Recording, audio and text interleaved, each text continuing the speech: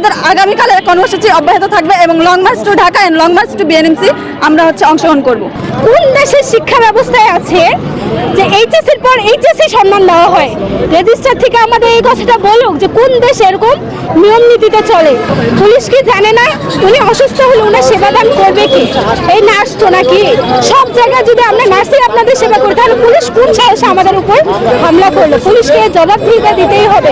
যদি তারা বলতে পারে যে আমরা অযৌক্তিক কোনো দাবি করতেছি, তারা আমাদের যদি এটা অযৌক্তিক হয় তারা যুক্তি দিয়ে বলুক যে আমরা অযৌক্তিক দাবি নিয়ে যাচ্ছি। কেন তারা আজকে যদি তারা যদি আমাদেরকে ডিগ্রি সমমান না করে তাহলে আমরা কালকে থেকে আবার কঠোর সমাবেশ করব। এটা হচ্ছে এক দফা এক দাবি। ডিপ্লোমার মিডওয়াইফারি কি হচ্ছে ডিগ্রি সমমান, ডিপ্লোমা সায়েন্স অ্যান্ড মিডওয়াইফারি হচ্ছে ডিগ্রি সমমান। আমরা আগামীকাল গতকাল শান্তিপূর্ণভাবে সমাবেশ করছি, আন্দোলন করছি। আমাদের ছাত্ররা কোনো কিছু করে নাই, সুন্দরভাবে যানজট মেনটেন করে রাস্তায় গাড়ি চলাচল করছে। কিন্তু তারপরেও যখন শান্তিপূর্ণভাবে আন্দোলন করার পরেও পুলিশ কেন আমাদের গায়ে লাঠিচার্জ করবে?